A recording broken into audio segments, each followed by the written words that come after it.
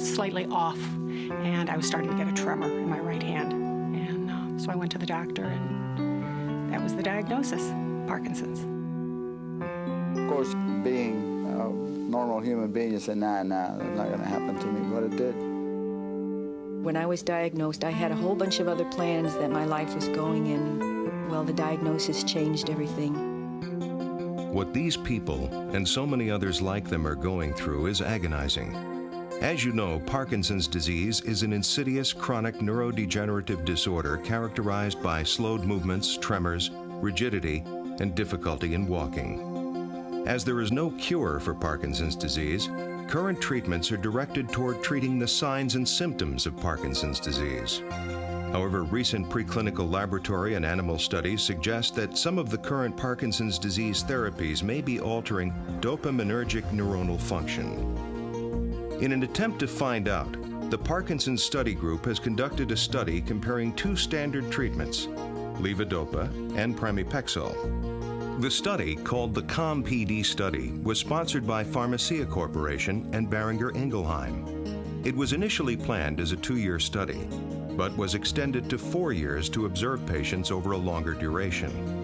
The primary clinical question was whether patients treated with pramipexole or levodopa were more likely to develop motor fluctuations, a common side effect resulting in further motor disability. A subgroup of patients in the study also underwent brain imaging in a part of the study called COMPD-CIT, led by Dr. Ken Merrick and Dr. John Seibel of the Institute for Neurodegenerative Disorders. They used brain imaging to evaluate the effect of initial treatment with either levodopa or pramipexole on the progression of Parkinson's disease. The two standard treatments, levodopa and dopamine agonists, such as pramipexole, are both effective symptomatic treatments. In a recent study comparing these drugs, initial treatment with pramipexole delayed the onset of dopaminergic motor complications compared with levodopa therapy. But initial levodopa therapy was more effective in improving signs and symptoms of Parkinson's disease as measured by the UPDRS scale. The purpose of this study was to evaluate these two treatments using a marker of disease state, dopamine transporter imaging, as an objective assessment of dopaminergic neuronal function. What we're looking at is the rate of loss of dopaminergic neuronal function among patients initially treated by one or the other medication. Good afternoon, everybody. Beginning in late 1996, 82 patients with early Parkinson's disease that were simultaneously enrolled in the COMPD trial were recruited at 17 sites in the U.S. and Canada. To be enrolled in the study, patients were required to be at a point in their disease where dopaminergic therapy was necessary to treat emerging disability. The COMPD-CIT study was a double-blind, randomized clinical trial in which patients were randomly assigned to one of two groups, one that would initially receive pramipexole, the other levodopa. Then, over the next 4 years, the patients were evaluated in two ways: by imaging the brain and by performing clinical assessments. The brain imaging process utilized in this study is known as SPECT imaging, single photon emission computed tomography, a standard procedure in nuclear medicine. Brain imaging in its simplest sense is a way to take a picture of a specific group of nerve cells in the brain. In Parkinson's disease, we know that a specific group of nerve cells in the substantia nigra is especially vulnerable. This is a group of nerve cells that make dopamine. What we're looking for is to see whether the activities of these dopamine nerve cells is reduced, as it might be in Parkinson's disease. And then we can use this technique to measure repeatedly how rapidly these changes are occurring over time. From previous studies, we know that the rate of decrease of dopaminergic neurons in Parkinson's disease patients is around 7 to 11% per year, whereas a healthy control subject would experience a decrease of less than 1% per year. To make such a picture of the brain possible, patients are first injected with a radio-labeled marker called beta-CIT. Beta-CIT is a dopamine transporter ligand which targets or tags presynaptic membranes of dopaminergic neurons. We use it to enable us to image the dopamine transporter sites in the brain, which provides us with a biomarker of the status of the dopamine neurons. Roughly 24 hours after the injection, the patient is scanned using the SPECT camera.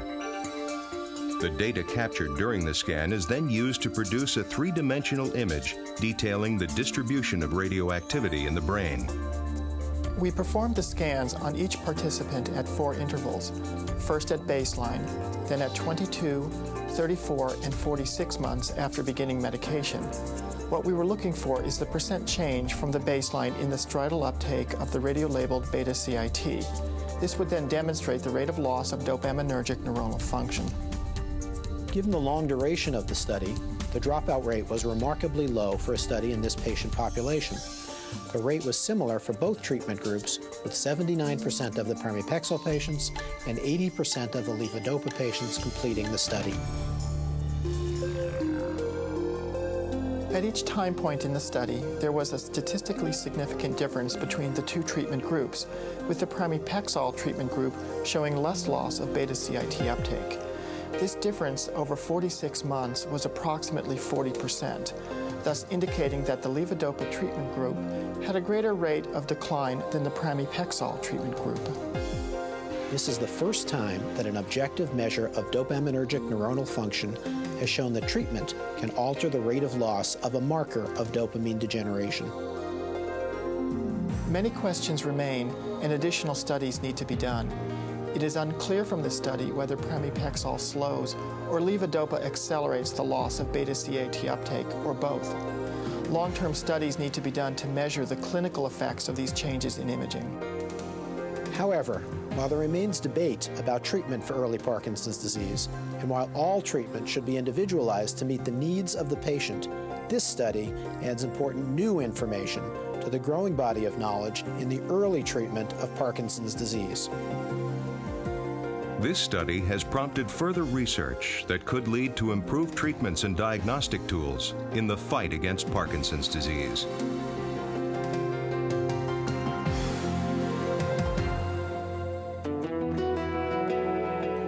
Mirapex is indicated for the treatment of the signs and symptoms of Parkinson's disease. Some patients taking Mirapex have reported falling asleep, sometimes without warning, which has resulted in accidents.